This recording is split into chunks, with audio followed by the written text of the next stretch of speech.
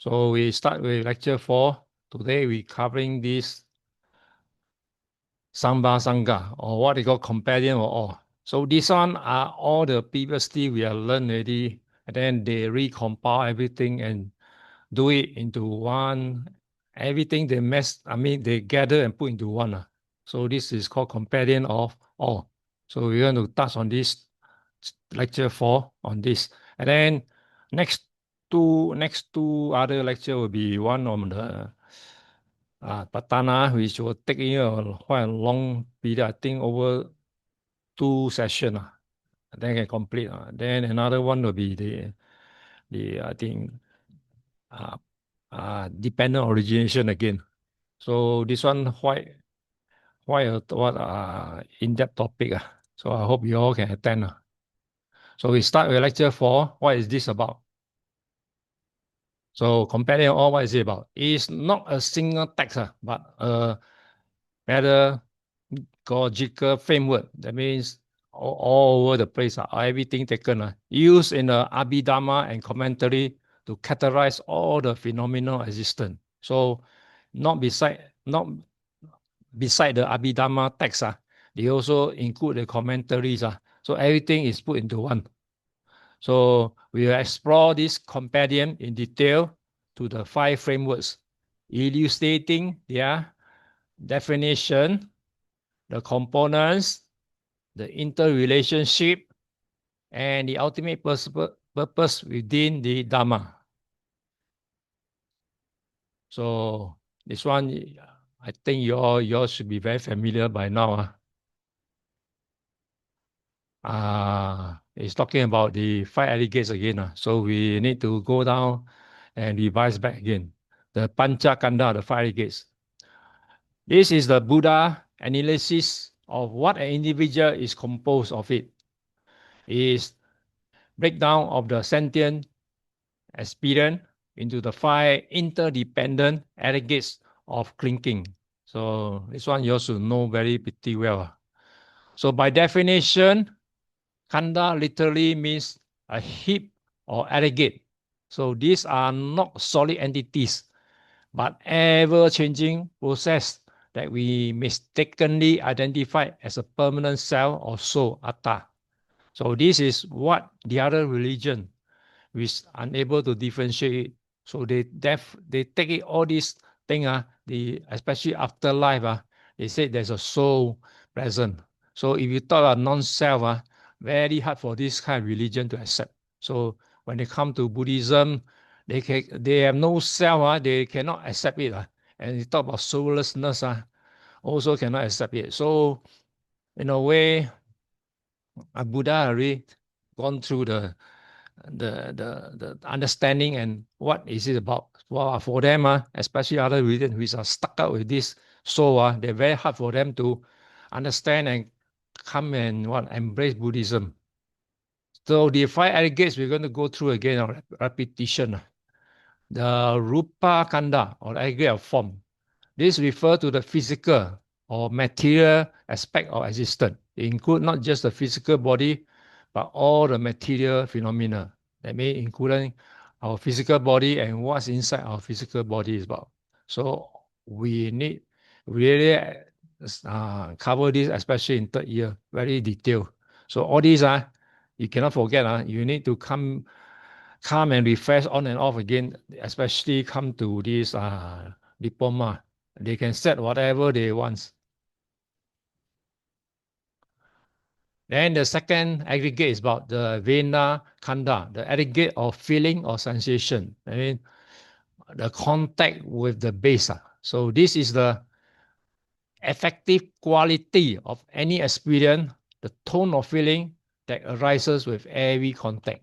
Okay, so that means the 5 organ contact and also the mind. Okay, so this is talking about the contact between the object and the sensation.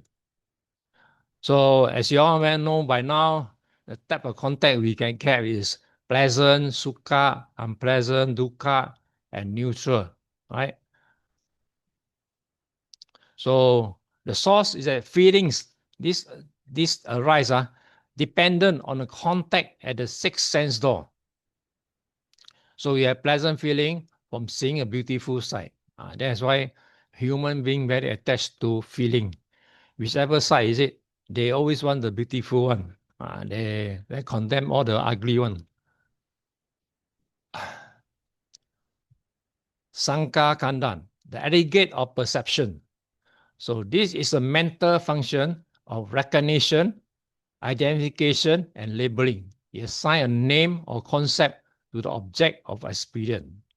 So after have the contact with the object, whichever sense base you identify it, you will start to, if your first time you start to go over again, look at, identify and see until that you can make it into identification. Then if it's a new one, you will start labeling, okay? Labeling of this kind of thing. That's why when baby born, they have this cognitive power. So everything, especially you teach good one, they absorb it very well. That's why baby from the starting, when they are in a pure form, that's why parents are encouraged to have a very kind of things when you are teaching the baby from the very first born until they become adult, become teenager.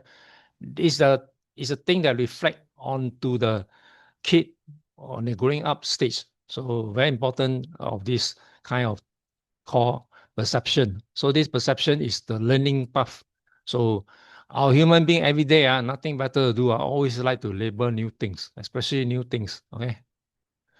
So function is perceived like blue color. This is a woman. This is a car. This is a friend. This is a danger. So is this basis of memory and conceptual thinking? So through this recognition, is recorded into the memory, and from that, it used for later when you come across the same kind of thing or the same kind of feeling or whatever, you have the kind of taste of it. So later on, this become a so-called knowledge building up. So this is how humans learn. And the next one is a Saṅgaha Kanda, the aggregate of mental formation of evolution. Next one, this one is a most complex aggregate. It encompasses all the volitional, ethical, formative mental factor that shape our karma. This is a very thing that whatever driven is by the kind of, it's a mixture of volition. Then you start thinking it whether this one is it good or bad, and you form a sort of shaping out your karma. That is starting point of the karma. Okay, that is why we always tend to be mindful of whatever we do, because this thing will form the karma seed. So its a composition includes 50 of the mental mental cetasika out of 52. Remember, and such as intention, cetana, which Buddha always said is the cause of everything. Cetana. Greed, hatred, generosity, mindfulness, concentration, confidence, sloth, restlessness, and so on, so on. Okay, many, many. So crucially, Vedana and Sana are excluded here as they are classified separately. Remember, Vedana and Sana. So these are under this so-called Saṅgaha Kanda. So function of this aggregate is responsible for karmic evolution, the intention action that create the future result. This is a formative thing. So when this thing you want to intend to do it, karma will be created, karma seed. And this will, whether good or bad, will drive us for the subsequent life.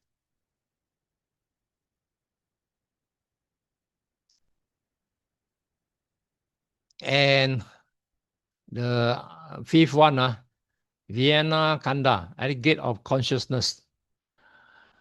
This is the bare awareness or cognition of an object. It is a fundamental of knowing of a stimulus. Example, looking, our eyes open, so the contact of the eyeball, the black cornea with the object, then the chemistry start to happen. So it's divided into 6 classes based on the sense door. Example, eye consciousness, ear consciousness, nose consciousness, tongue consciousness, body consciousness, and mind consciousness. So total 6. Okay. And this function, it arises dependent on the respective sense of the organ and object. So eye consciousness arises dependent on the eye base and the visible form. So you can see the eye and the physical shape. Okay. So for those who are blind, sort of this eye vision, that mean he have sort of rooted. Okay. So this form of missing, it won't make him become a normal person has all armed with it. So it's a lagging because of his previous karma. That's why when you are derived out of this one of these kind of senses, you are at a very disadvantage. It does not recognize or feel. It merely cognizes the presence of the object. So the eye is to examine the object, carefully examine all what happened to the particular object, total recognition. Okay, and then after that you pass it on to the next one.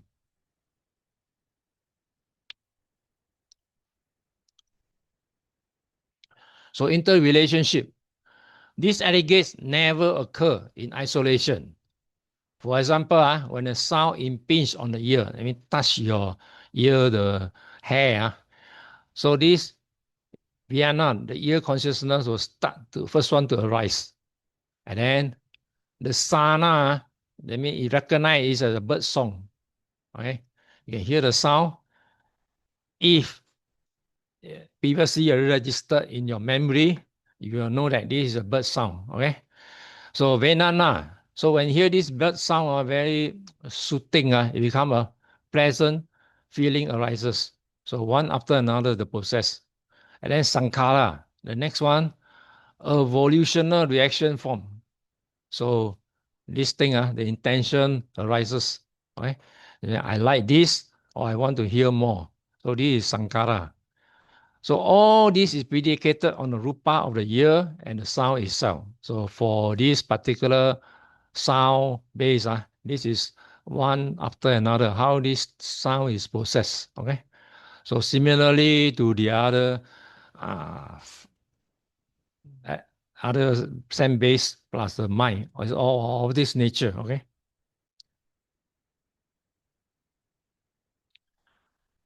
And we talk about Panchu, Pandaka, Kannada, the five aggregates of thinking.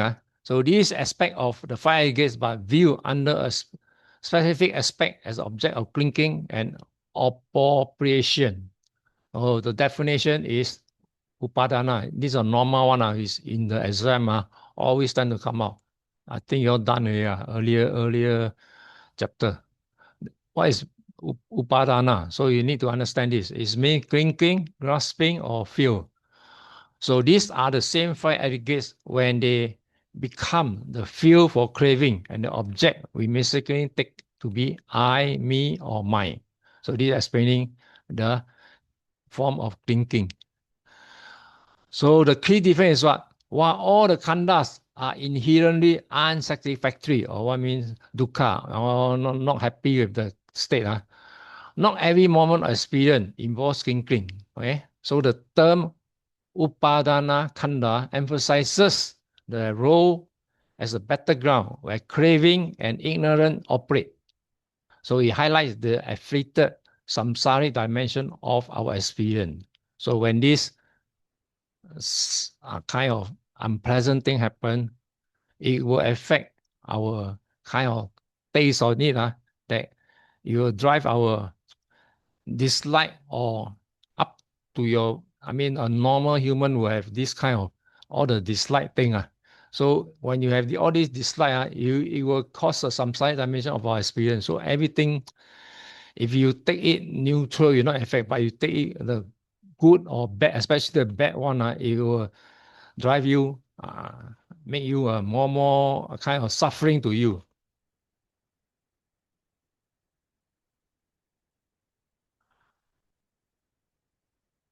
So another one is talking about the rupa. The body, rupa, is not a problem until we clean the body as myself. That's why when people start talking about I, because they're clinging to the particular body, physical body. So Vedanta is not a problem until we crave pleasant feeling and avert unpleasant one. So normal person, most normal person will crave for everything that is good or pleasant, whatever sort. Okay, all must pleasant. And then they have a very dislike on this unpleasant one. So Buddha told the monk, bhikkhus, whatever form is past, future or present, internal or external, gross or stubborn, inferior or superior, far or near, what is connected with the clinking? So we talk about all this is about clinking, what that you want to. There is this included in the aggregate of clinking.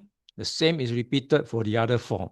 So same thing for the rest of the other kind of contact.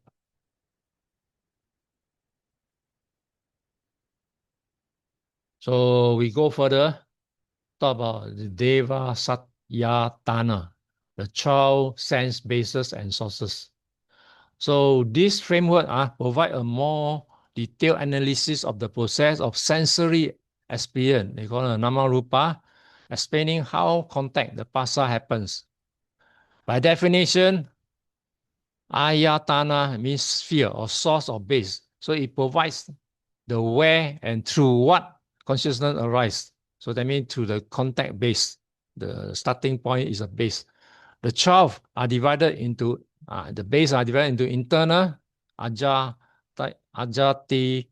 and external, bahira bases. So I think you all remember the early we study. So all these are refreshing back to the earlier years, the 12 bases.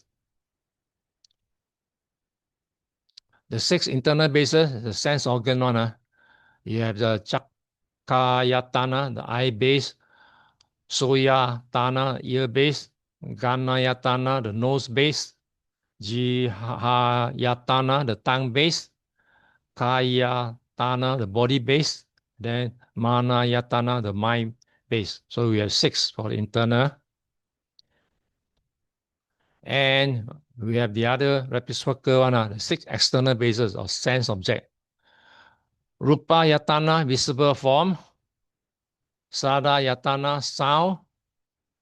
Gandha Yatana, odors. Rasa Yatana, taste. Pota Bhayatana, the tangible objects. And then the Dhamma Yatana, the mental objects. That means the ideas, the thoughts, the memory, and so on, so on. Okay. So this, remember, we got the external one, and these are external and the internal one. So the function, the consciousness, or Vienna, arises at the intersection of an internal base and its correspondent external base. So this triad, they call it the I form and I consciousness. This is called a triad. It's called the contact, or called pasa. From contact arises feeling, right? One after another is process. And then come the next one will be craving, the tanha. So this model precisely maps out the origin of dependent arising, paticca samuppada, at the sense door. Okay, so this is how they explain in Buddhist how this our basis, and then also can be explained in the dependent origination.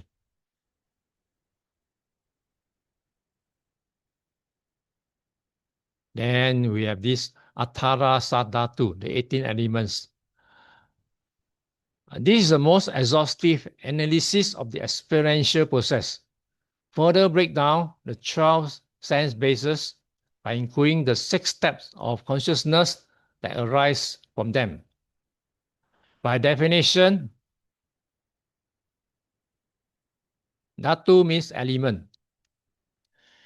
It signifies the fundamental, irreducible constituents of experience. So the 18 elements, there are 6 internal bases, remember earlier one, the 6 external bases, and there are 6 classes of consciousness. You know, 6 one, so you have 6 of them in the consciousness. So what are the 18? 18 elements. Remember the earlier one, the sixth sense organ, then your sixth sense object.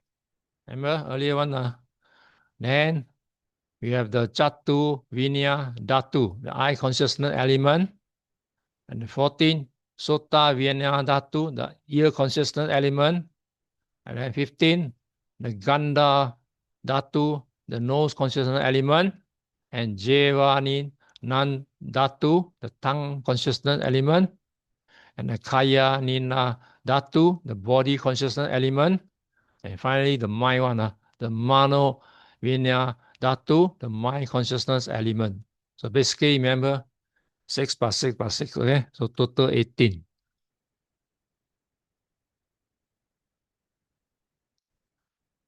So what's the function? This framework shows that every moment of experience can be fully described by these 18 elements. So this is how the 18 element works. So it emphasizes the impersonal nature of the process.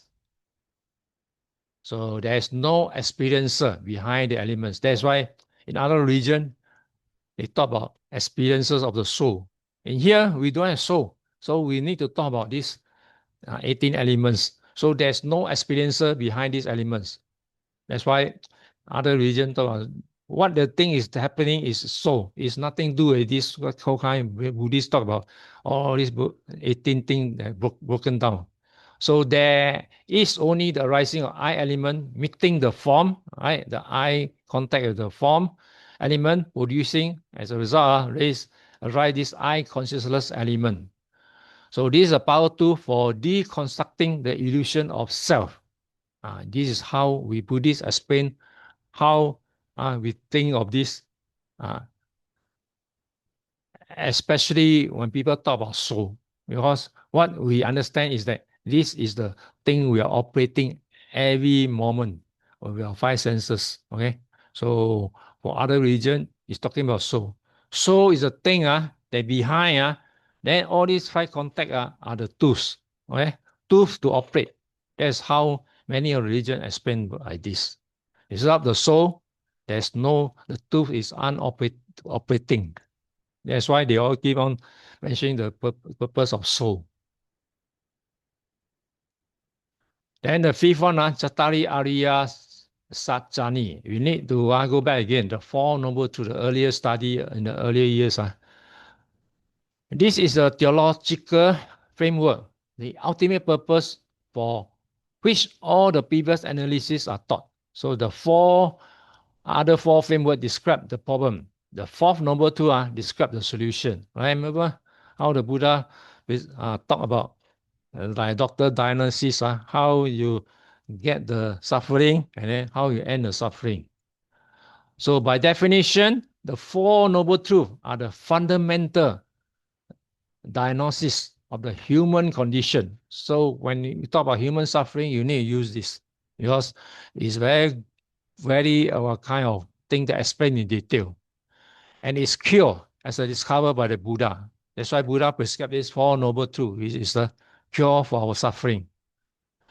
So the four truths in relation to this compendium. Okay, this one is small. If you can't see later, you can enlarge it. The Dukkha Arya Satcha, the noble truth of suffering. By now you also know. Now this bhikkhu is a noble truth of suffering. Birth is suffering, aging is suffering, separation from what is pleasing is suffering. Not to get what one wants is suffering, right? In a brief, the five aggregates thinking are suffering. So this is entire Paccupandaka. The first truth is defined as a five clung to aggregates. This is what we study in the Four Noble Truths, how this Buddha explained all this as a cause of suffering. So we go further, revision again. Chattari Arya Sanya on the Four Noble Truths. Actually, it's a repetition earlier way. Dukkha Samuya Arisacha. The noble truth originating of suffering. What is the beginning of first suffering? This is craving or tanha, which manifests as craving for sensual pleasure. and then craving for existence. Some people aim to be born in the formless world, or in form, or the other rupa and arupa world, and craving for non-existent. And then some don't want to come back, whatever form all the one. So non-existent. So if those people like committing suicide, I don't want to come back. They thought that by doing this, committing suicide is end of it. So this is also another form for non-existent. So this craving arises dependent on the process outlined in the Ayatana and Dhatu models.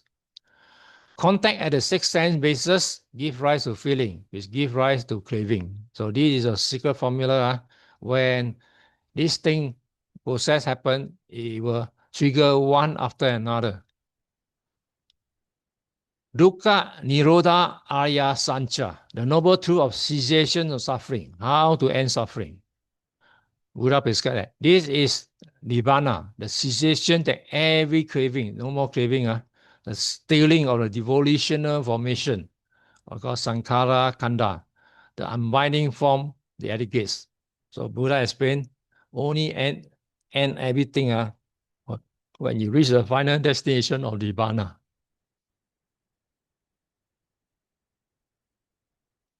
So Buddha also explained the beginning and also end. So he also prescribed the medication, how to end this suffering. The Dukkha Nirodha Gami Patipada Arya Sancha, the noble truth of the path leading to the cessation of suffering.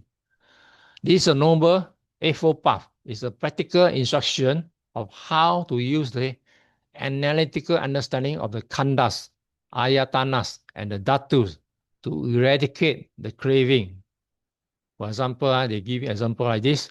Right view is understanding that these aggregates or base and elements are not self. So that's why other religion taking this as self. For Buddhists, these are not self. This is the right view. Must understand these are aggregates. Okay, aggregates. And right mindfulness, sati patana. You also go know already this time. By now, it involves meditating directly upon them.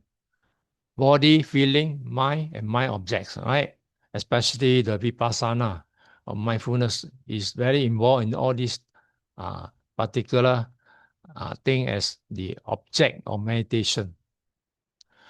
And then right effort, concentration, etc. So these are applied to the unravel the process of dependent origination happening at the sense door. Okay, these are the process is similar to the process dependent origination. I think we'll cover next thought lecture. This is about dependent origination in detail one.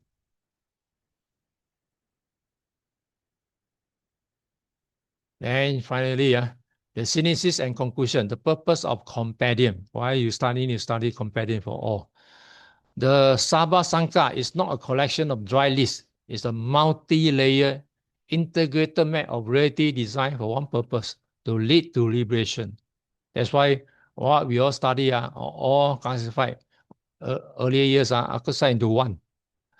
Progressive depth. The teaching moves you from the gross kanda, what I am, to the more precise ayatana, how experience happens, and the most fundamental dhatu, the impersonal elements. So it's a tool for deconstruction by analyzing our life experience into this component. So the Buddha provides a methodology to see that what we call I is merely a temporarily dependent or arising combination of these heaps, what I call heaps and bases and elements. So they thus explain that there is no permanent unchanging core to be found. Okay, that's why Buddha say very clear that there is no such thing as soul. So the other religion all against Buddha.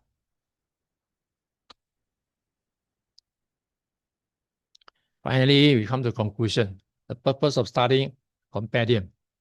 The accumulation of the four truths, four noble truths, all of these analyses find its ultimate meaning within the framework of the four noble truths. So we study the khandas, not for academic interest, but to fully understand the first two, truth of suffering.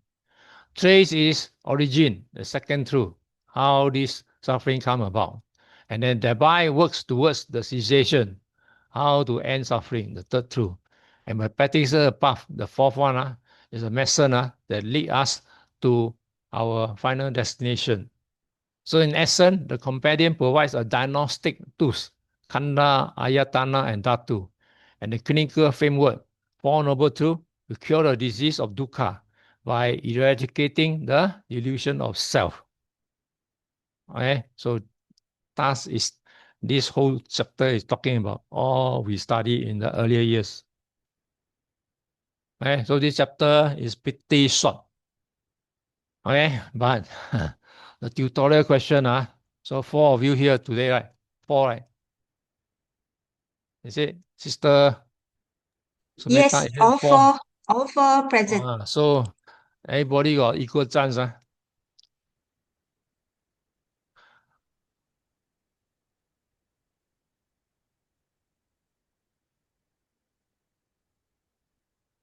Okay, Brother Ko, you do number 3.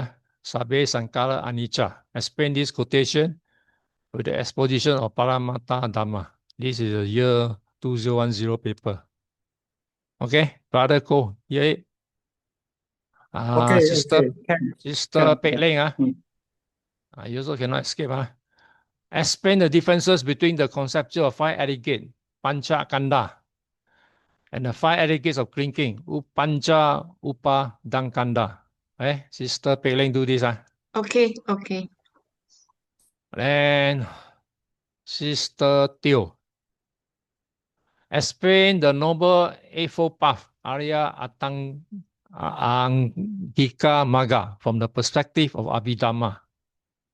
If she can't hear it, then Sister Sumeta apps to her or inform her. Then Sister Sumeta will do this. Chittaham vikave kaman vadami.